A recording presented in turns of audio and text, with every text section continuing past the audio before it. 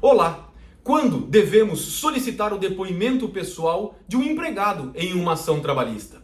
Eu sou Leandro Rigueto e você está no projeto Audiência nas Entrelinhas, que tem por objetivo compartilhar conhecimento sem necessidade de ter razão.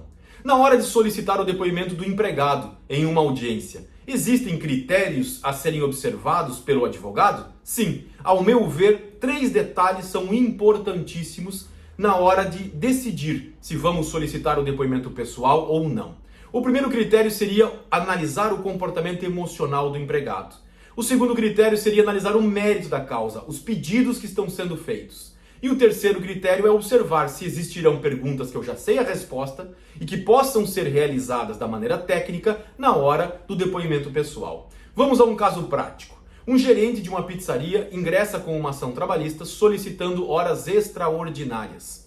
Dentro do processo, o gerente está inserido no artigo 62, inciso 2º da CLT, o que diz que o gerente não terá o controle da sua jornada, receberá a gratificação de 40% além do seu salário e será uma pessoa que terá autonomia. Ele exercerá funções, ou dentro da sua função, ele exercerá atividades como um braço direito do empresário. Ele vai contratar, ele vai demitir, ele vai advertir, ele vai ter toda a plena autonomia para tomar as decisões, por isso ele exerce a função de gerente. Nesse caso em apreço, ele não solicita a desqualificação da função, simplesmente pede horas extraordinárias. Mas o que seria desqualificação da função? Em muitos casos, o empregado ingressa na justiça, pede a desqualificação da sua função sobre o argumento de que ele é gerente apenas no crachá. Se observar a realidade fática, se observar o dia a dia, este funcionário não contrata, não demite, não adverte, ele não faz nada que demonstre autonomia, mas está no crachá como gerente, recebe a gratificação para não ter o controle da sua jornada e não recebe horas extras. Ou seja, acaba sendo uma vantagem para o empregador, porém é uma ilegalidade. O gerente ele tem que exercer de verdade as suas funções de maneira autônoma para que a função dele seja reconhecida. Nesse caso em específico, ele simplesmente solicita as horas extraordinárias.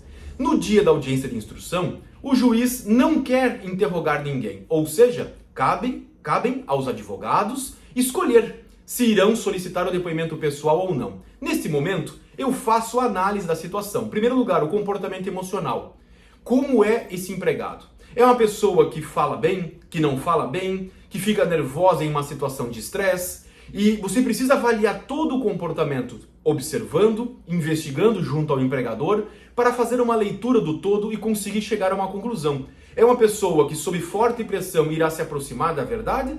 Ou é uma pessoa que criará uma narrativa para tentar sair daquela situação de estresse? Eu fiz a análise e observei que era uma pessoa simples, mas que tinha conhecimento e iria responder as suas respostas mais próximas da verdade.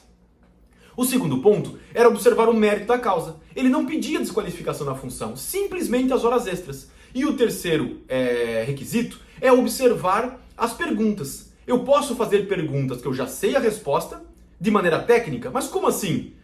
Após você investigar e estudar o caso, você vai investigar a realidade daquele funcionário. Então irá desenvolver perguntas que você já sabe a resposta. Vejam que interessante. Nesse exato momento, o juiz pergunta: doutores, tem interesse no depoimento pessoal? Eu falo: sim, excelência, eu quero ouvir o autor. Ótimo. Então, doutor, sorteia a palavra para realizar as perguntas. Excelência, eu quero saber do autor como era realizada a seleção de contratação dos funcionários. Ele respondeu que existia um critério de seleção, passava por entrevista, entrega de currículo, até a decisão. Excelência, eu queria saber se o autor tinha poder na hora de contratar, por exemplo, um casal, que no regimento interno da empresa proíbe contratações de casais. Ocorreu isso na empresa, essa contratação? Ah, sim, o dono não concorda e nem o regimento interno, mas como eu conhecia esse casal e era um casal que trabalhava bem, eu assumi essa contratação.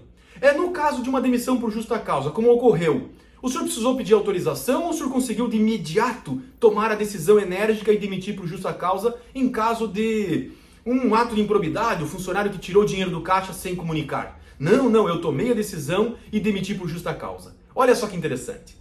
Todos esses fatos e essas perguntas que eu realizei foi com base na investigação do caso, na realidade prática lá dentro da pizzaria, e eram perguntas que eu já sabia a resposta.